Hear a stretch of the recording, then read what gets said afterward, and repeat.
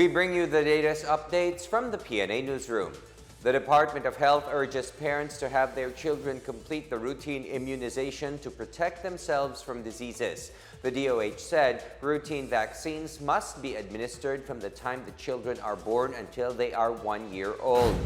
To date, DOH Officer in Charge Maria Rosario Vergara said the country's vaccination rate for routine immunization is only at 62.9%, which is way below its target rate of 95%.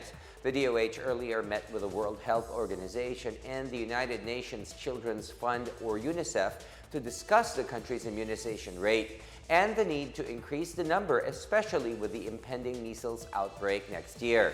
So pagkatapos po ng meeting natin with WHO and UNICEF, about 2 weeks ago, agad-agad po nating pinulong ang ating mga implementing units because we need to strengthen our routine immunization. So dun sa tanong po kung ano yung binibigay ng mga barangay, local governments na tulong, malaking bagay ang local governments para po maipataas natin ang antas ng pagbabakuna sa ating kabataan.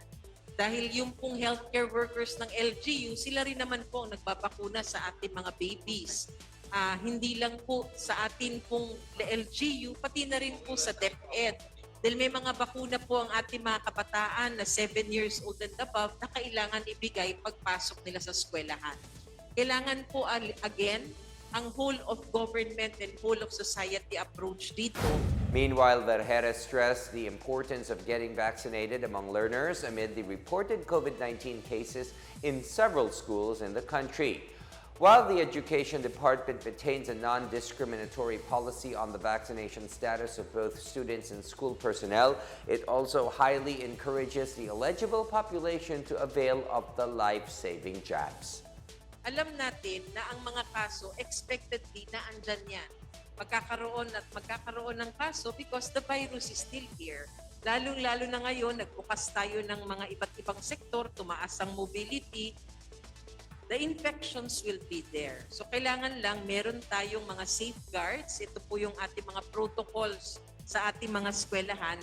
At importante, mabakunahan ang ating mga kabataan. So kung sakasakali na ang isang eskwelahan, merong mga batang nagkakaroon ng sakit, ang atin pong protocol para dyan, of course, unang-una, we isolate that person or that learner na merong sakit. For the rest of the kids inside the school, sila po, because bata sila, no? Although ang ating protocol kasi ngayon, basta fully vaccinated ka, may booster ka, hindi mo na kailangan mag-quarantine kapag close contact ka. The Commission on Elections, or Comelec, sees nothing wrong with the continued preparations for the December barangay and sangguniang kabataan elections amid their looming postponement. Comelec Chairperson George Erwin Garcia maintained that they are allowed to prepare early for the elections. Garcia noted that the supplies and paraphernalia for the December polls can still be used even if the local election is postponed to another date. Meantime, the Comelec legal team is looking at the implications of the possible postponement. The Senate and the House of Representatives have ratified the bill postponing the BSKE. Once signed into law, the 2022 polls will be moved from December 5 to the last Monday of October 2023. Meanwhile, a lawmaker is pushing for an inquiry into the controversial Grand Lotto 655 draw last Saturday, where more than 400 bettors won and shared the 236 million peso jackpot prize.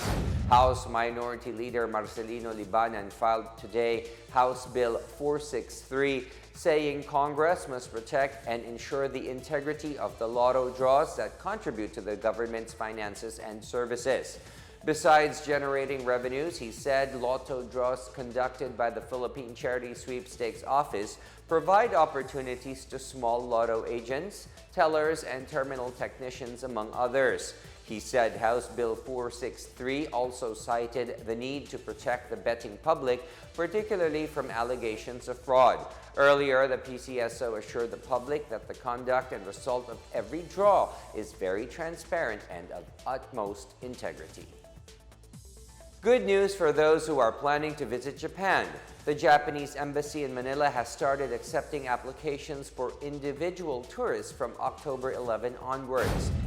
The embassy opened today applications for all kinds of visas, including for individual travel, visiting friends, and multiple entry. Registration for Entrance Returnee Follow-up System, or ERFS, is also no longer needed, while requirements for visiting friends have been relaxed. Multiple entry visa and APEC business travel card would also be honored again beginning October 11. A pre-departure COVID-19 test is no longer required as long as the passenger has been vaccinated with 3 doses of Japan-approved vaccine. Others will need to obtain a negative COVID-19 test result conducted within 72 hours prior to departure. And that is the latest from the Pna Newsroom. For more news content, visit our webpage or head onto the Philippine News Agency's Facebook and Twitter accounts. We are also shown on the pages of the Office of the Press Secretary and on Radio Pilipinas RP1. I am William Theo. We tell stories that inspire change. Good evening, everyone.